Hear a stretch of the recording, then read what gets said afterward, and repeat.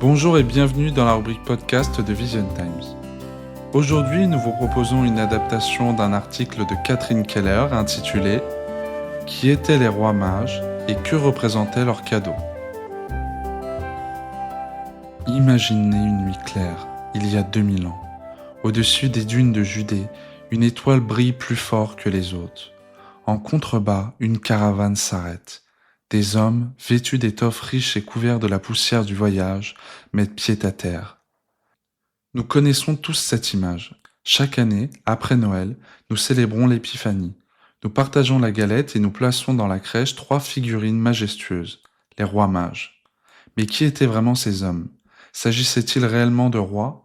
Pourquoi ont-ils traversé le monde connu pour offrir des cadeaux aussi étranges que de l'or, de l'encens et de la myrrhe? Plongeons au cœur de l'histoire et de la symbolique pour redécouvrir la véritable identité de ces voyageurs venus d'Orient. Pour comprendre qui ils sont, il faut revenir au texte original. L'Évangile selon saint Matthieu est le seul à raconter leur histoire. Et chose surprenante, le texte ne les appelle jamais rois. Ils utilisent le mot grec magoi. Alors, que signifie ce mot? Si l'on pense aujourd'hui à la magie, le terme historique l'est bien plus noble. À l'époque, les mages désignaient une caste de prêtres et de savants originaires de l'ancien empire perse. Il est fort probable que ces hommes aient été des prêtres zoroastriens. Le zoroastrisme, cette ancienne religion de la Perse, accordait une importance capitale à l'observation des astres. Pour ces érudits, le ciel était un livre ouvert où s'écrivait le destin des nations. Ils n'étaient donc pas des monarques assis sur des trônes, mais des astronomes, des mathématiciens, des philosophes. C'étaient des chercheurs de vérité.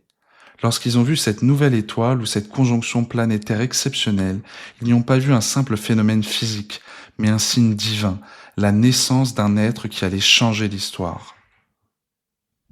Une autre idée reçue tenace concerne leur nombre.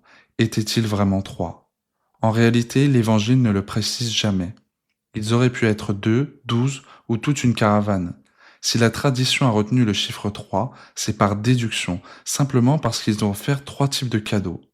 Quant à leurs noms, Melchior, Gaspard et Balthazar, ils n'apparaissent nulle part dans la Bible. Ils ne surgissent dans l'histoire que bien plus tard, vers le VIe siècle, dans un manuscrit grec conservé à Alexandrie.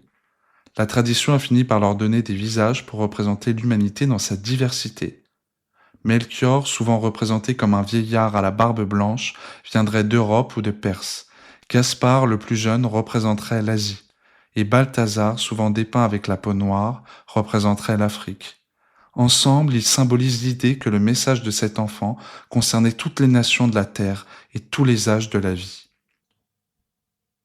Mais le cœur du mystère réside dans leur bagage.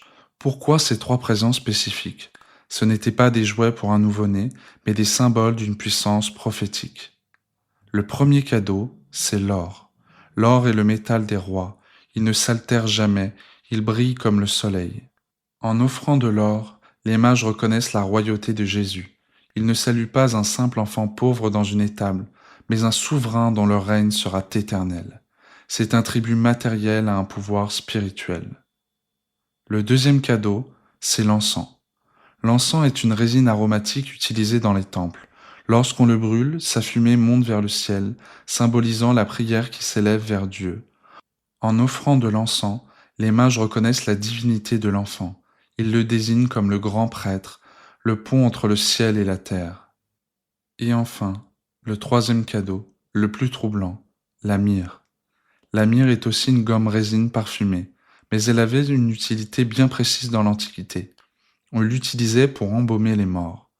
Quel étrange cadeau pour une naissance! Pourtant, sa symbolique est la plus poignante. La myrrhe rappelle que cet enfant est aussi pleinement humain.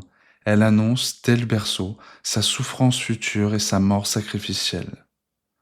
Or pour le roi, encens pour le Dieu, myrrhe pour l'homme mortel, tout le destin de Jésus était contenu dans ces 3 coffrets. Ainsi, loin de l'image folklorique des rois en costume d'apparat, les mages étaient avant tout des chercheurs de vérité venus d'Orient. Leur visite n'était pas une simple courtoisie. À travers ces 3 présents, l'or pour le roi, l'encens pour le Dieu et la myrrhe pour l'homme, ils ont posé, dès le début du récit, la définition complète de celui qui venait de naître. C'est cette richesse symbolique, bien plus que l'éclat de leur supposée couronne, qui fait perdurer leur histoire encore aujourd'hui.